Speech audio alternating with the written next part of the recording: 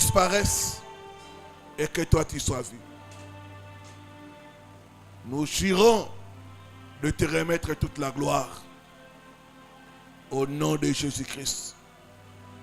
Amen. Amen. Amen. Amen. Voilà, que Dieu soit loué. Nous pouvons nous asseoir. Bon dimanche à tous. Bon dimanche à ceux qui sont loin, qui nous suivent grâce à notre chaîne YouTube, mais aussi grâce à notre page Facebook. La même grâce qui coule en ces lieux va aussi vous toucher. Parce que dans le monde spirituel, la distance n'est pas une barrière. Notre Dieu n'est pas seulement un Dieu de près, mais il est aussi un Dieu de loin. Gloire à Dieu. J'aimerais ce matin conclure les enseignements que j'ai commencés pendant la semaine. Je vais nous parler sur comment se libérer des ventes de la sorcellerie. Comment se libérer des ventes de la sorcellerie.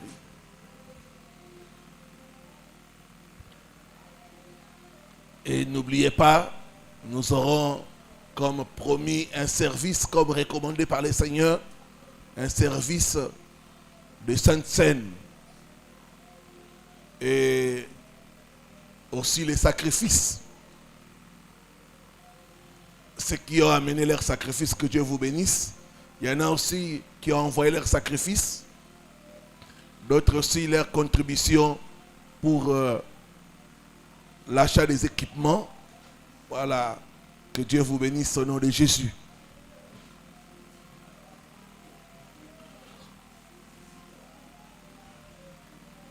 Prenez avec moi la parole. Nous sommes dans le livre d'Esther,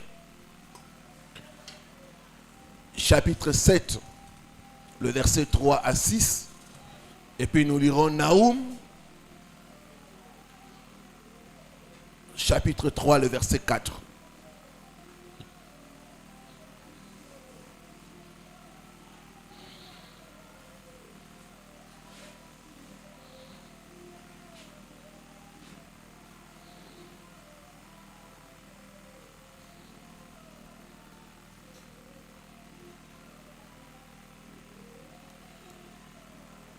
Je lis au nom de Jésus-Christ. La reine Esther répondit, si j'ai trouvé grâce à tes yeux, ô roi, et si le roi le trouve bon, accorde-moi la vie. Voilà ma demande. Sauve mon peuple. Voilà mon désir. Car nous sommes vendus, moi et mon peuple, pour être détruits, égorgés et anéantis. Encore, si nous étions vendus pour devenir esclaves et servantes, je me tairais. Mais l'ennemi ne saurait compenser les dommages faits au roi. Et le roi Assyrus prit la parole et dit à la reine Esther, où est-il? Non, qui est-il et où est-il celui qui se propose d'agir ainsi? Esther répondit, l'oppresseur, l'ennemi, c'est Aman. Ce méchant-là, Aman fut saisi de terreur en présence du roi et de la reine. Et le roi, dans sa colère, s'éleva et quitta les festins pour aller dans le jardin du palais. Aman resta pour demander grâce de la vie à la reine Esther, car il voyait bien que sa perte était arrêtée dans l'esprit du roi. Amen. Naoum,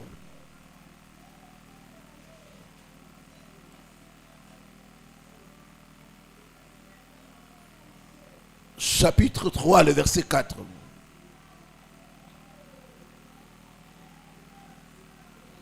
C'est à cause de nombreuses prostitutions de la prostituée, pleine d'attrait, habile enchanteresse, qui vendait les nations par ses prostitutions et les familles par sa sorcellerie. Ça, c'est dans notre version. Dans Louis II, on dit qui vendait le peuple par ses enchantements. C'est la même chose. Enchantement, sorcellerie, c'est la même chose. Amen. Amen. Que Dieu bénisse sa parole. Nous allons nous asseoir.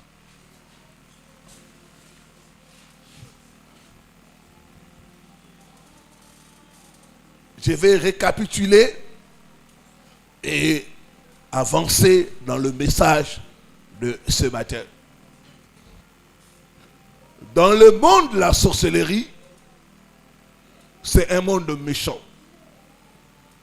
Quand quelqu'un adhère à la sorcellerie, la première chose que la personne fait, c'est se vendre au diable. Tout sorcier a vendu son âme au diable. Ça veut dire que si Jésus revient, les sorciers iront en enfer. C'est pourquoi, si tu es ici, tu es dans la sorcellerie, il faut se répandre. Il faut se repentir, pardon. Même ceux qui sont loin, qui me suivent, qui sont dans la sorcellerie, yes. Repentez-vous. Amen.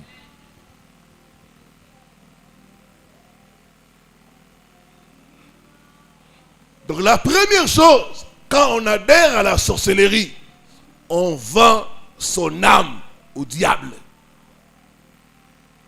C'est pourquoi les sorciers ne verront pas les ciels. Aucun sorcier n'entrera là-bas.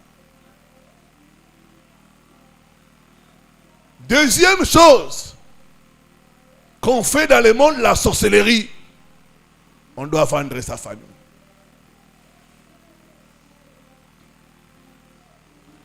Ici, dans la vente de la famille, tu peux vendre la famille et les gens commencent à mourir un à un. Tout comme aussi, tu peux vendre un aspect de membres de ta famille.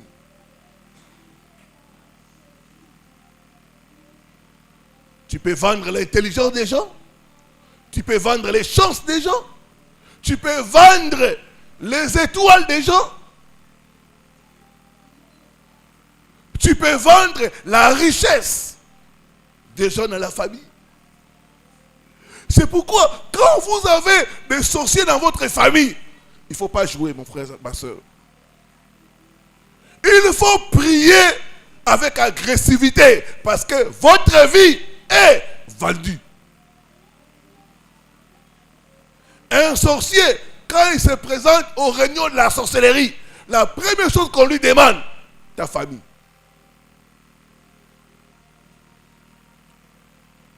Les gens de ta famille. Il faut les détruire. Il faut les bloquer.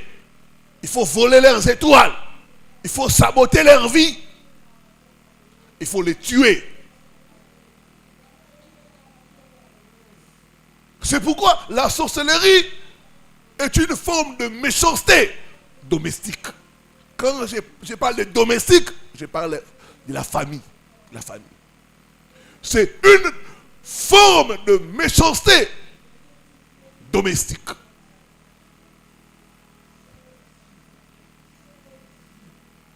Donc, un sorcier se vend lui-même et vend sa famille. C'est ça. Alors, Dans le marché de la sorcellerie, tout est vendable. Tout est vendable.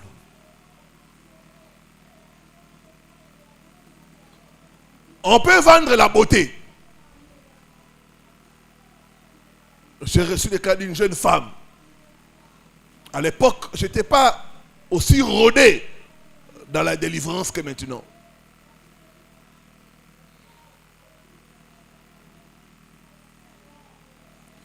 Et cette jeune femme avait vendu sa beauté dans la sorcellerie.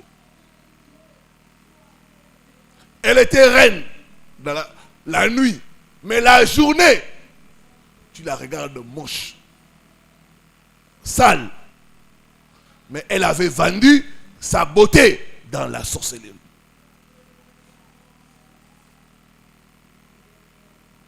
Il y a des gens qui ont vendu leurs doigts. Vous voyez les doigts ici. Ils ont vendu ça pour avoir l'argent. Dans la sorcellerie, tout est vendable. Il y a des hommes qui ont vendu leur fécondité. Ils ne peuvent pas avoir des enfants. En lingala, on dit Bateka Mikongo. Et ça, il y a beaucoup de gens. Bateka Mikongo Nabango. Quand on dit Mikongo Wana, c'est la fécondité. Ils ne peuvent pas avoir des enfants. Il y a des gens qui ont vendu leurs yeux dans le monde de la sorcellerie. D'autres ont vendu leurs jambes dans le monde de la sorcellerie. D'autres encore ont vendu l'intelligence de leurs enfants. Ils ont des enfants handicapés, mentaux, des enfants autistes, pour avoir l'argent, pour avoir le pouvoir, pour avoir la renommée. Donc, tout est vendable dans le monde de la sorcellerie. Il y a un mari qui a vendu les cheveux de sa femme. Donc, dans le monde de la sorcellerie, tout est vendable.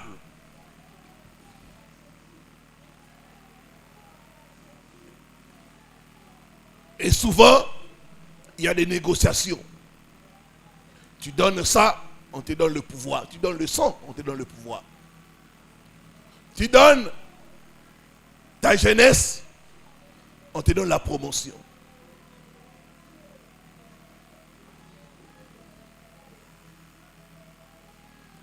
Tu vends tes enfants, on te donne la richesse.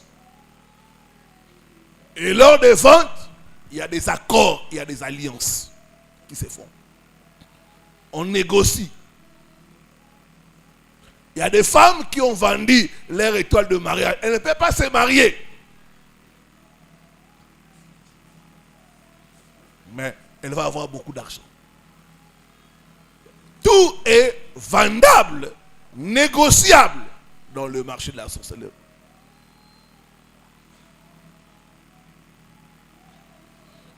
Alors, il y a des symptômes qui peuvent te renseigner que ta vie est vendue. Dans les textes que nous avons lus, la reine Esther a dit, nous sommes vendus pour être tués, pour être détruits. La destruction. Quand tu es vendu, tu vas expérimenter la destruction. En fait, l'aspect qui est vendu dans le monde spirituel, dans le monde physique, ça va connaître la destruction. Quand les yeux sont vendus dans le monde spirituel, dans le monde physique, ces yeux-là ne vont pas fonctionner. On va détecter une maladie, mais en réalité, ce n'est pas la maladie. Ça a été vendu dans le monde spirituel. Quand la fécondité a été vendue dans le monde physique, on va détecter une maladie, dire non, c'est l'impuissance sexuelle, c'est faible vitesse des spermatozoïdes. Donc, on va chercher des explications. Cancer de l'utérus, On va chercher un nom. Ce nom-là, ce n'est pas la vérité. C'est ce que les gens constatent, la destruction. Les bonnes choses vont commencer à se détruire. La richesse va se détruire. Tout va se détruire parce qu'elle est vendue. Un autre symptôme, je parle de l'esclavage. Quand tu es vendu, quand ta famille est vendue, tu seras esclave. Il y a une femme qui m'a écrit. Elle a 45 ans, pas d'enfant, pas de mariage. 45 ans. Cette femme a commencé à travailler à l'âge de 22 ans. Elle a fait à peu près 22 ans, 23 ans de carrière. Tout ce qu'elle fait comme travail, c'est le travail des bonnes, des domestiques, des femmes de ménage. C'est ce qu'elle fait comme travail pendant 23 ans. Son salaire n'a jamais dépassé 100 dollars. Pendant les 23 ans là, son salaire n'a jamais dépassé 100 dollars. Nous sommes vendus pour être esclaves. Esclaves, esclaves.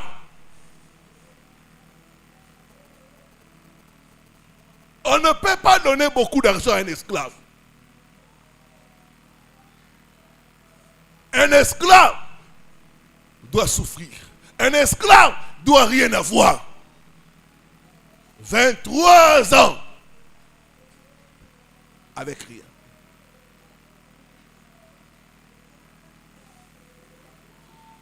Ça m'a fait mal.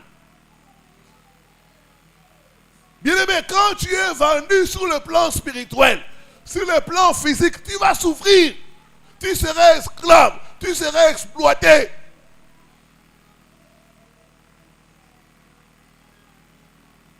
Une autre chose, la perte de valeur. Quand Jésus a été vendu, il a perdu sa valeur. Les gens ont craché sur Jésus. Les gens ont insulté Jésus parce qu'il était vendu.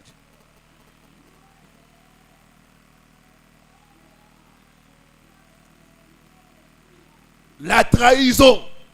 Quand tu es vendu, tu vas expérimenter la trahison. Quand tu es vendu,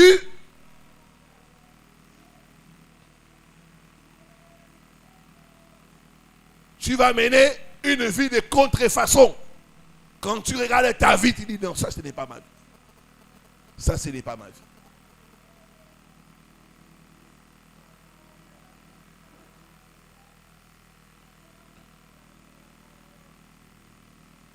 Une autre chose, j'ai dit, la succession de malheurs. Les malheurs vont se succéder.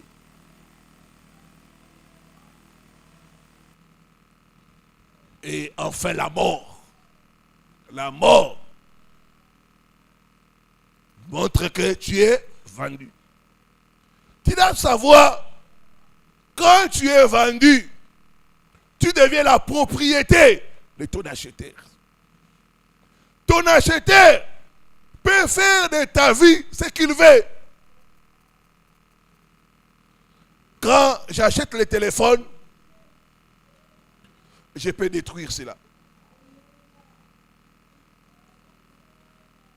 Je peux l'utiliser. Je peux faire tout avec le téléphone. Pourquoi? J'ai acheté cela.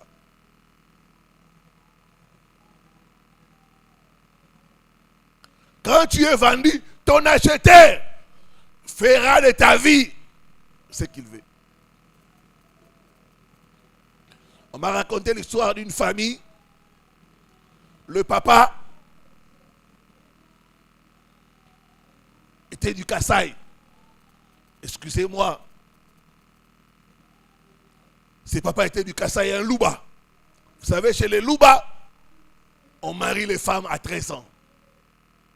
13 ans déjà, tu es prêt pour te marier.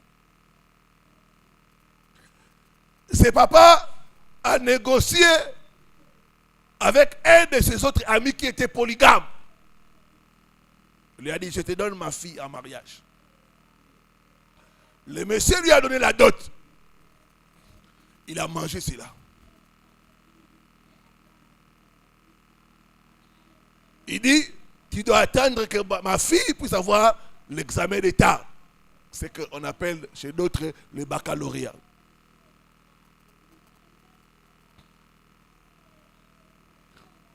Trois ans après, le monsieur attend. Quand il entend que la fille a eu le diplôme, le monsieur quitte là où il était, en Bougimaï, il vient. Je viens récupérer ma femme. Le papa dit, c'est vrai, c'est ta femme. Mais, donne-nous 3 ans. On aimerait qu'elle puisse faire ne fût-ce que les graduats. Après 3 ans, nous allons t'envoyer ta femme. Le monsieur lui dit, on ne s'est pas entendu comme ça. Je dois partir avec ma femme. Le papa dit non. Tu dois attendre 3 ans encore.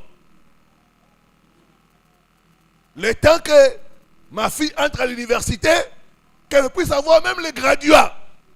Comme ça, tu vas la prendre. Il y a eu échange de paroles. L'autre papa lui a dit, on va voir. Ce que tu me fais là, ce n'est pas bien. On va voir. Il est rentré chez lui fâché.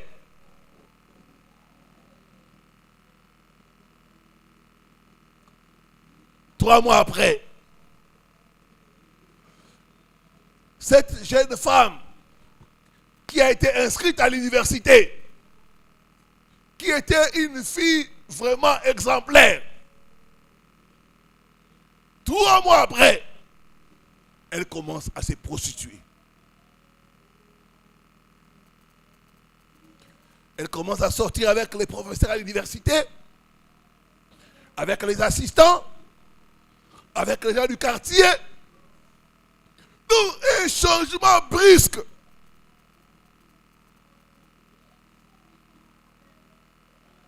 Le papa tape la fille, mais la fille ne veut pas entendre. Donc, une prostitution jamais vue. Comme on dit à Lingala, qui nous bat salité. Même les garçons du quartier, tout le monde, elle ne calcule pas.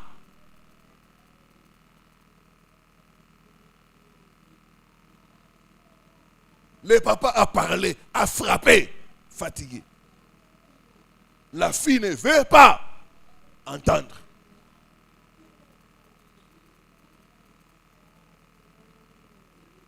Fin de l'année académique, elle échoue.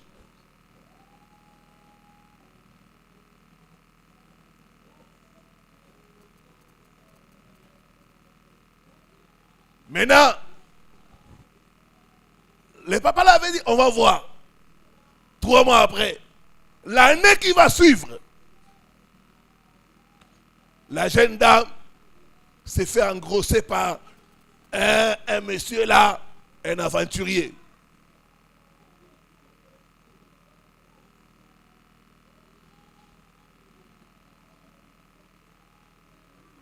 Maintenant,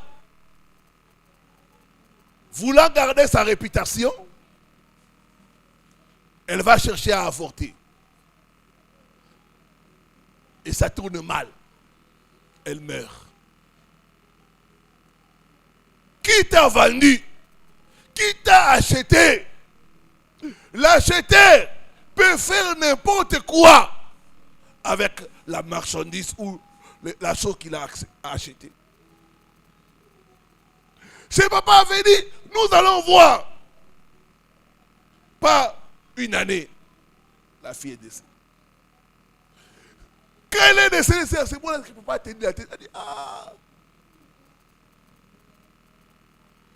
si j'avais donné ma fille en mariage, tout ça ne serait pas arrivé. Qui t'a acheté?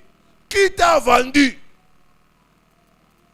Souvent, nous sommes vendus par des gens qui nous sont proches. Nos parents, nos ancêtres, nos membres de famille, nos oncles, nos tantes, nos frères et sœurs, et des fois même nous-mêmes. Quand tu es vendu, tu deviens la propriété de la personne qui t'a acheté. Maintenant, comment se libérer des fautes de la sorcellerie? 1. La prise de conscience. La reine Esther était dans le palais, en train de manger, de boire, en train de jouir de la vie. Mais elle ne savait pas qu'elle était vendue. C'est Mardoché qui va la réveiller pour dire, Esther, toi tu ne vas pas échapper parce qu'on a vendu tout le peuple juif. Même toi tel que tu es là, tu es vendu. Il y a des gens qui peuvent bien s'habiller, qui peuvent se marier, mais vendus.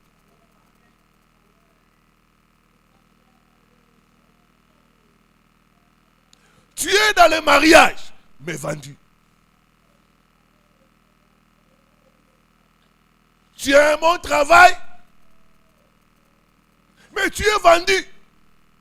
Tu ne le sais pas.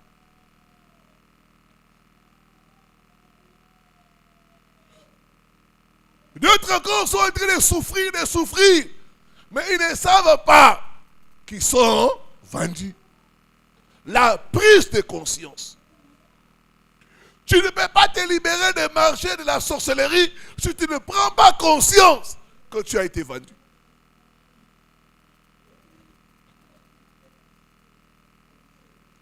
Il y a des gens qui ont été vendus par leurs ancêtres. D'autres ont été vendus par leurs parents. D'autres eux-mêmes se sont vendus. La prise de conscience. La reine Esther, quand Mardoché avait dit, l'a réveillée, elle a pris conscience. C'est comme ça qu'elle a commencé à chercher la délivrance. La prise de conscience vient en suivant les enseignements. C'est important que nous puissions suivre les enseignements. Il a dit, vous connaîtrez la vérité et la vérité vous affranchira. Quand on commence à suivre les enseignements, on commence à comprendre pourquoi dans notre famille, nous sommes des belles femmes, mais aucune n'est mariée. Pourquoi dans notre famille, nous avons étudié, nous avons des diplômes universitaires, mais aucun n'a un bon travail. Nous avons étudié dans les meilleures universités, mais nous tournons en rond. Alors que les gens qui n'ont pas étudié comme nous sont en train d'émerger. Qui nous a vendus? Qui nous a achetés? Esther, reine, elle a pris conscience. Elle a dit au roi, je ne savais pas. Mais maintenant je sais que nous sommes vendus. Nous sommes vendus. Nous sommes vendus. Je ne savais pas. J'ai trouvé la situation normale. Mais maintenant, je sais une chose. Nous sommes vendus.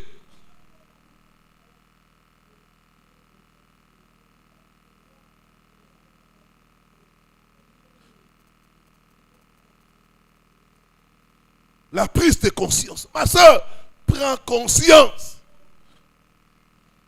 Prends conscience, mon frère. Ça ne va pas dans ta vie. N'as-tu pas été vendu?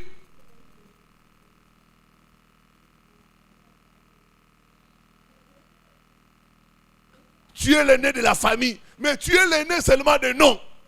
Mais dans la réalité, tu n'es pas l'aîné. Ésaü avait vendu son droit de naissance. La perte de valeur. Il était resté l'aîné, mais de nom. Le vrai aîné, c'était Jacob. La prise de conscience. De quelle famille viens-tu? Tu dois prendre conscience, ma soeur. Tu as fait maquillage, make-up. Aucun homme ne te regarde. Tu publies tes photos sur TikTok. Il y a femmes et femmes. Malgré que tu publies sur TikTok là, ce sont toujours des aventuriers. Des hommes mariés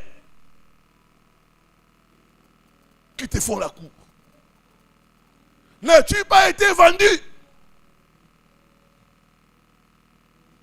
Esther a pris la conscience. Non, ça ne va pas.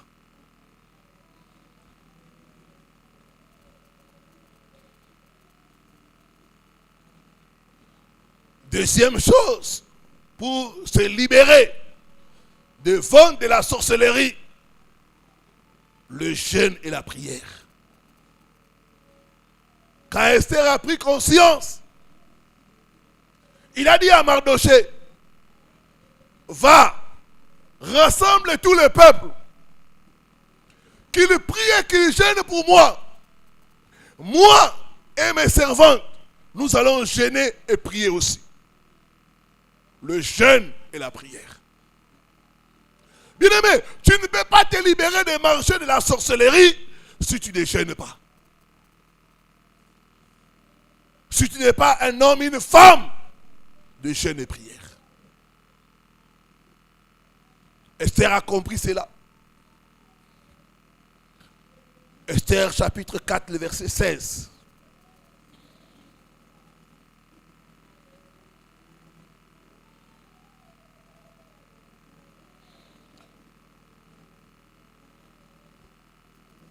La Bible dit ceci.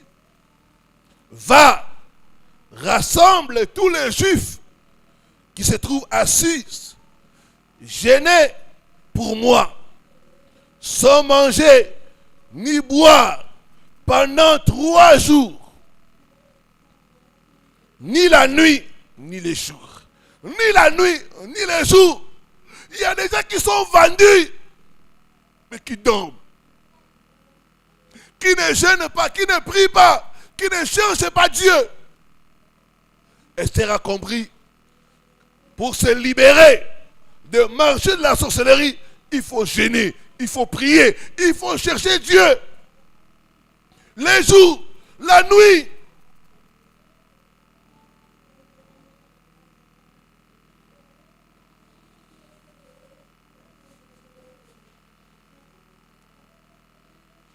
Moi aussi, je jeûnerai de même avec mes servantes.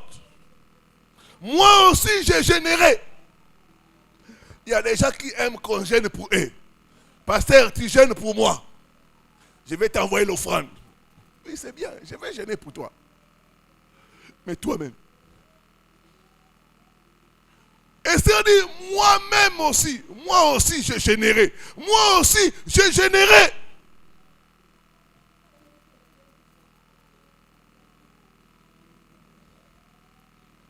Esther a utilisé la puissance du jeûne et de la prière pour se libérer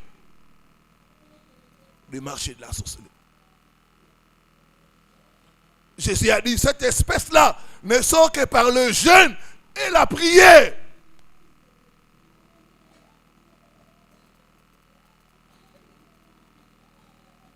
Il y a trois choses dans le jeûne et la prière. Un, le jeûne est un sacrifice. Ce n'est pas toujours facile de jeûner. Ce n'est pas facile.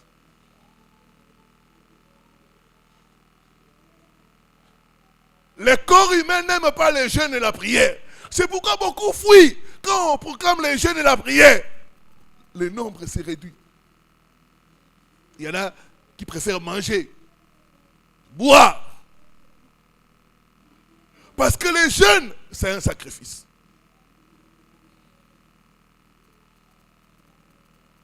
Je me rappelle au début de ma vie chrétienne, je n'arrivais pas à jeûner. J'avais une vie de défaite. Un jour, je suis allé demander à un de mes encadreurs, montre-moi comment il faut jeûner. Et il m'a montré. Il m'a dit, tu ne vas pas réussir à jeûner par tes propres forces. Demande à Dieu. Seigneur, donne-moi la force de jeûner. Et il m'a donné un conseil, il m'a dit, pendant les jeûnes, il y a beaucoup de tentations. Le jeûne, c'est un sacrifice.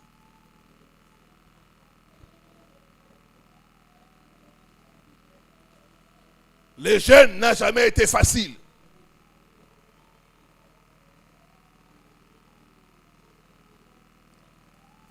Deuxième chose par rapport au jeûne, le jeûne suscite l'humilité.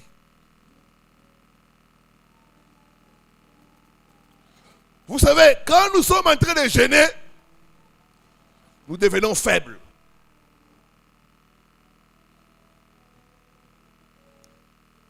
Vous sentez que le corps s'affaiblit. Donc le jeûne nous humilie. C'est pourquoi Dieu dit, n'est-ce pas un jour où l'homme humilie son âme devant l'Éternel? Les orgueilleux ne gênent pas. Le jeûne nous affaiblit. Physiquement, quand on jeûne, on est faible. Le jeûne nous humilie.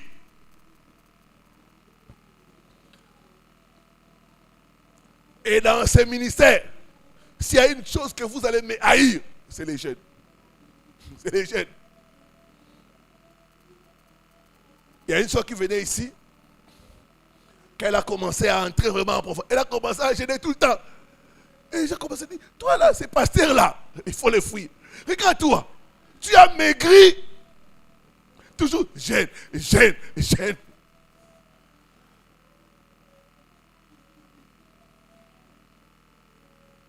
Le jeûne nous affaiblit.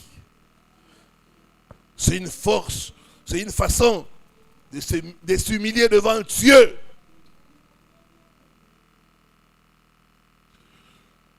Quand nous sommes faibles, c'est alors que nous sommes forts.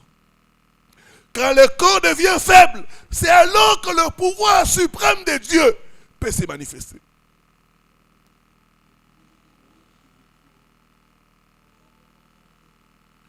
Paul dit, ma puissance, ta puissance se manifeste quand je suis faible. Tu ne peux pas te libérer de marcher de la sorcellerie sans le jeûne et la prière.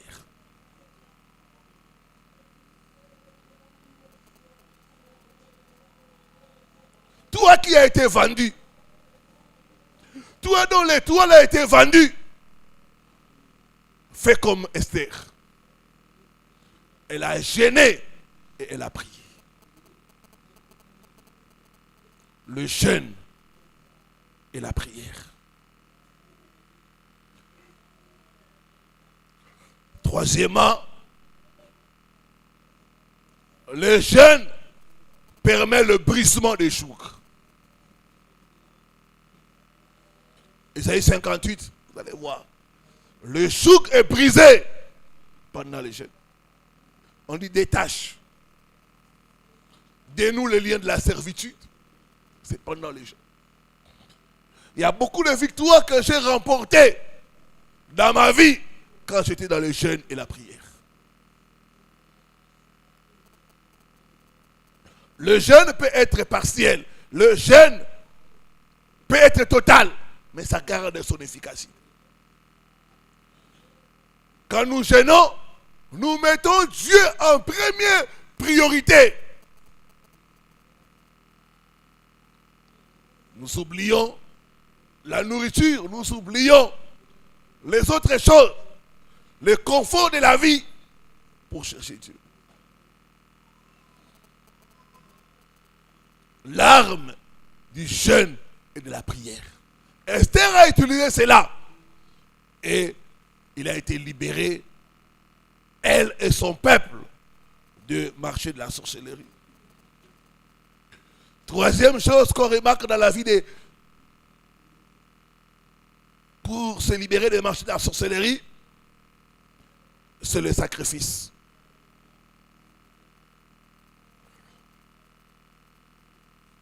Bien-aimé, pour vendre quelqu'un dans la sorcellerie, il faut les sacrifices. Les sorciers, pour nous vendre, ils font des sacrifices.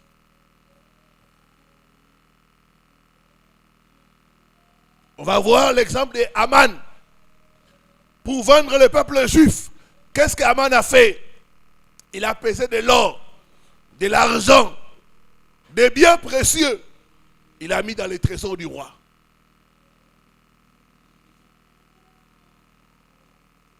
Maintenant, il est allé chez le roi avec les dix. Le roi signe la vente de ses peuples. Il y a des gens, toi tu es là, toi tu dors, tu manges. Mais il y a quelqu'un qui a sacrifié son fils pour que toi tu ne réussisses pas. Il y a quelqu'un qui dort par terre pour dire que tu n'auras rien à montrer. Aman, pour vendre le peuple d'Israël, il a fait un sacrifice. Il a donné quelque chose au trésor du roi. C'est ainsi que le roi a signé un document pour dire que les Juifs sont vendus pour être tués.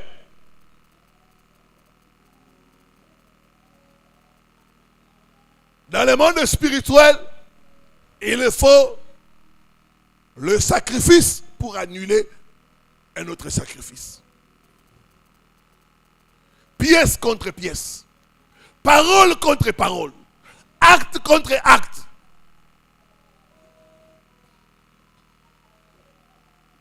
Mystère contre mystère.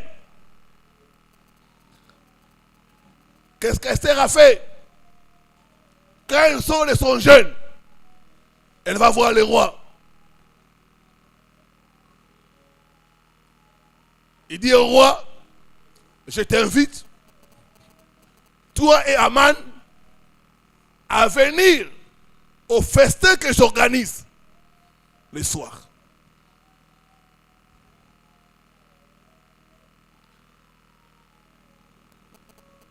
Et s'est arrêté là. Un festin où on invite les rois, ça coûte. Esther a dépensé beaucoup d'argent pour accueillir le roi et Aman. Aman était très content. Il dit, je suis la seule personne que la reine a invitée. Il ne savait pas que ce sacrifice-là, c'était pour sa mort. C'était pour sa destruction. Alléluia. Esther, ensemble avec ses servantes, ont préparé un festin royal. Je ne sais pas le prix d'un festin royal, mais ça coûte. Ça coûte. Et c'est ça le sacrifice. Le sacrifice coûte toujours quelque chose. Il y a des gens qui sont là. On a vendu leurs richesses. D'autres sont là. On a vendu leur mariage. Il n'y a pas de mariage. J'ai prié pour une femme. Quand j'arrive là, c'est me montre en vision. Il dit, il n'y a pas de mariage. Il me dit, mon fils, il n'y a pas de mariage. Je suis arrivé, j'ai dit, ma soeur, ton mariage, c'est vendu il y a longtemps. Et elle m'a confié, oui, pasteur, dans notre famille, on ne se marie pas. On ne se marie pas. Donc quelqu'un, par la sorcellerie, il a sacrifié le mariage. Toi, tu veux récupérer le mariage. C'est vraiment par des paroles. Non, il faut les sacrifices. Il faut des offrandes de qualité. Il faut des offrandes qui touchent ton cœur pour déclencher le miracle de la restauration. Esther a compris cela, que pour recevoir, il faut donner. C'est la loi. Pour recevoir, il faut donner. Dieu va instruire Moïse par rapport au sacrifice. Il va lui dire, tu feras une offrande de rachat. De rachat. Donc, il y a des offrandes. Il y a aussi des offrandes de rachat. Je me rappelle, quand j'ai commencé à comprendre certaines réalités du monde spirituel, Dieu m'a montré que la richesse de ma famille était vendue. Il m'a dit, la richesse de votre famille, là, c'est vendu. Commence à faire des sacrifices. J'ai commencé à s'aimer, à s'aimer. Des fois, je me privais. J'ai dit, ça c'est pour libérer, pour racheter ce qui a été vendu. Esther a organisé un festin royal. Le sacrifice a une voie. Le sacrifice permet à Dieu de combattre pour toi et de confondre tes ennemis. Le sacrifice permet aussi de racheter ce qui a été vendu.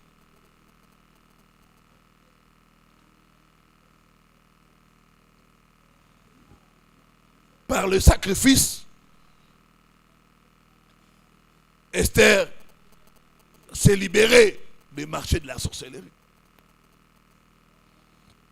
Psaume 50, verset 5, la Bible dit, rassemblez-moi mes fidèles qui ont fait alliance avec moi par le sacrifice. Par le sacrifice. Par le sacrifice. J'ai reçu le cas d'une femme, elle travaillait à Dubaï. Elle faisait des travaux de ménage. Elle avait beaucoup d'argent. Elle m'a parlé de son salaire. Mais chaque mois, cet argent-là, elle ne fait rien avec ça. Rien. Je lui ai posé la question. Quelle a été la vie de ton père? C'est là qu'elle a décrit. Il m'a dit, c'était un marabout. Un marabout.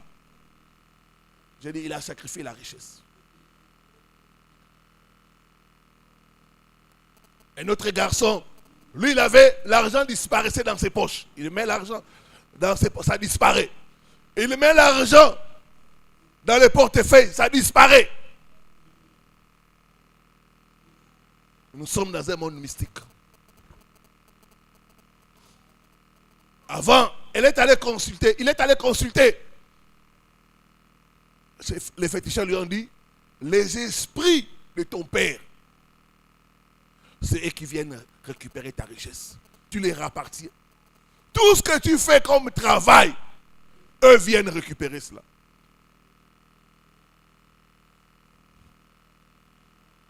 Par les sacrifices ce matin, je déclare ta libération au nom de Jésus. Je déclare ta libération au nom de Jésus. Je déclare ta libération au nom de Jésus. Quatrième chose pour se libérer des ventes de la sorcellerie, c'est faire confiance à l'œuvre de la rédemption. 1 Pierre 1, verset 18 à 19. Le mot rédemption veut dire rachat. Par le péché, l'homme s'est vendu au diable.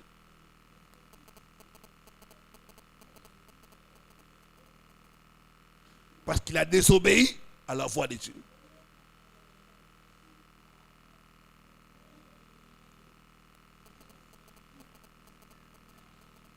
Pour résoudre ce problème-là, Dieu devait intervenir. Or, Dieu respecte ses propres principes. Dans le monde spirituel, le sang est une monnaie. On achète avec le sang. C'est ainsi que Dieu va envoyer son Fils avec le sang. Mais le sang de Jésus est différent de notre sang. Parce que le sang de Jésus ne contient pas de péché.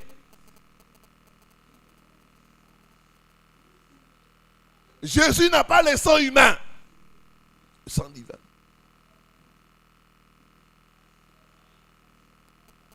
C'est au travers l'œuvre de la croix qu'il nous a rachetés.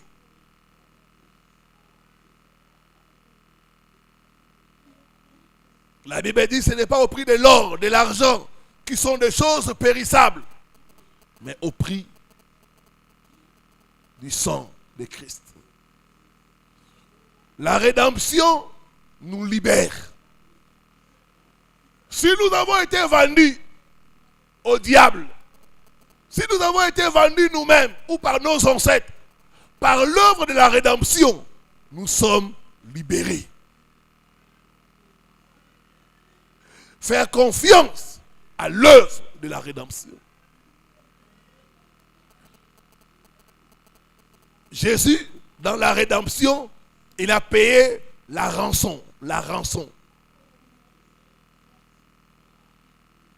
Quand un otage est attrapé, on demande la rançon. Quand quelqu'un est vendu, il faut payer le prix pour le libérer. Et le prix qu'il a payé, c'est son sang.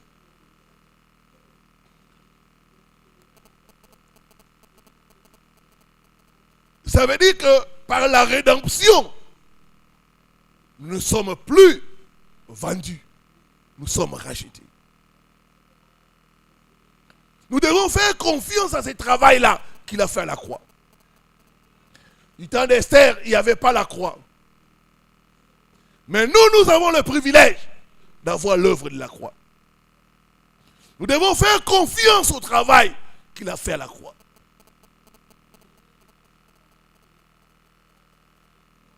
La Bible dit dans 1 Corinthiens 7, le verset 23, mais vous avez été rachetés à un grand prix pour ne plus être esclaves. Pour ne plus être esclaves. Donc ça veut dire que par la rédemption, je ne suis plus esclave. Je ne suis plus esclave des esprits de ma famille. Je ne suis plus esclave du diable. Je suis libre. Or, les choses de la vente, c'est l'esclavage. Donc, par la rédemption, nous sommes libérés. C'est pourquoi ce matin, par le sang de Jésus-Christ, ta vie est libérée. Ta santé est libérée. Ton mariage est libéré. Dis après moi, je suis racheté. Je suis racheté par le sang de Jésus. Par le sang de Jésus. Ma santé est rachetée. Par le sang de Jésus. Mes bénédictions vendues par mes parents ou par mes ancêtres sont libérées. Je suis racheté pour être libre et non esclave. Dans ce combat, nous devons nous tenir sur l'œuvre qu'il a accomplie à la croix. Nous devons nous appuyer sur le sang de Jésus. Le vendredi, on a fait le service du sang. Et ce matin encore, nous allons faire le service du sang. Par la table du Seigneur. Nous allons nous souvenir de son sang. Il a dit, faites ceci en mémoire de moi.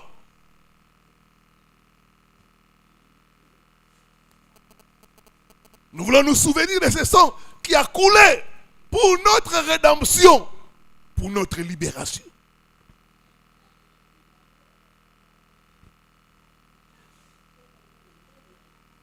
Cinquième chose, c'est déchirer tout acte de vente et récupérer ces bénédictions. Colossiens 2, le verset 13 à 14.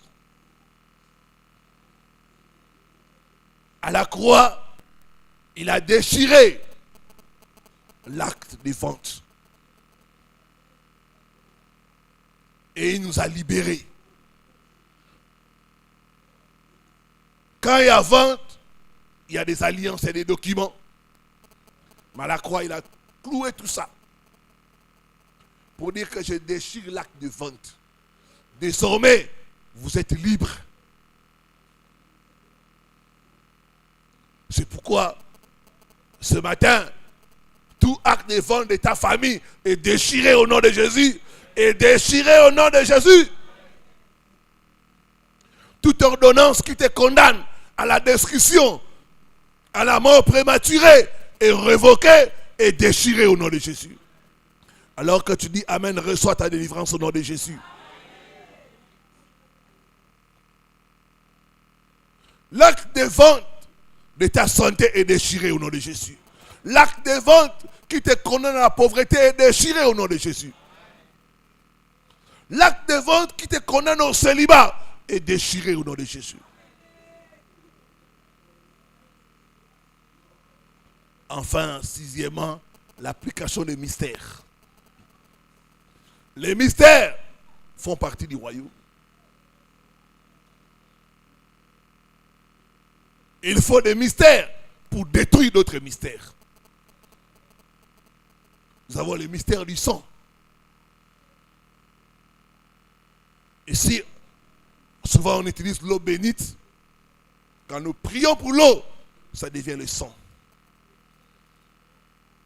Et des choses concernant le sang a une voix, le sang parle. Et le seul sang qui parle de meilleures choses, c'est le sang de Jésus. Les autres sangs parlent de condamnation. Mais le sang de Jésus parle de meilleures choses à notre faveur. Même le sang que tu portes là, ça parle de condamnation contre toi. Parce que ce n'est pas ton sang, c'est le sang de tes ancêtres. Mais le sang de Jésus parle de justification, parle de bénédiction, parle de protection, parle de rachat. Le sang de Jésus parle que toi, tu ne dois pas souffrir comme tes parents.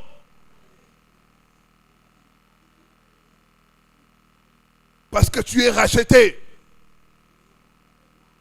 L'application des mystères. L'eau bénite, l'huile de l'onction, la Sainte Seine. La Sainte Seine, c'est un mystère. Il a pris le vin. Après la prière, il leur a dit, buvez mon sang. Ceci est devenu le sang.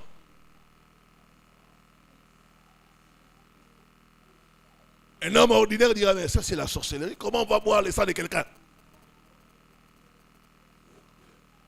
Dans le mystère, c'est l'application des éléments naturels pour libérer le surnaturel.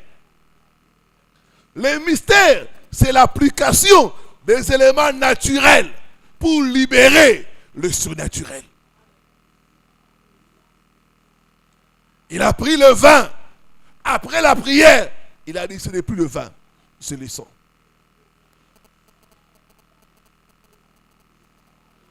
Quiconque boit ce vin-là, il ne boit pas le vin, il boit le sang. C'est pourquoi les malades sont guéris. C'est pourquoi les maisons perdues sont restaurées. Quand nous buvons la Sainte Seine avec discernement, avec foi, le miracle s'ensuit.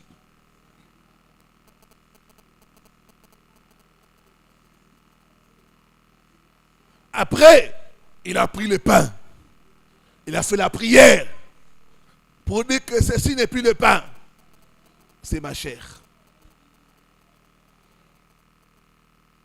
Quiconque mange de ce pain, il ne mange pas le pain, mais il mange la chair humaine.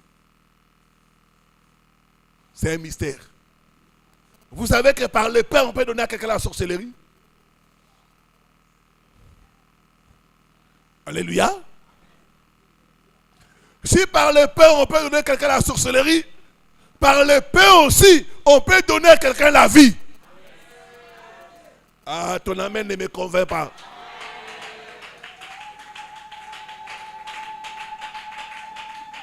Par le pain, on peut donner la vie.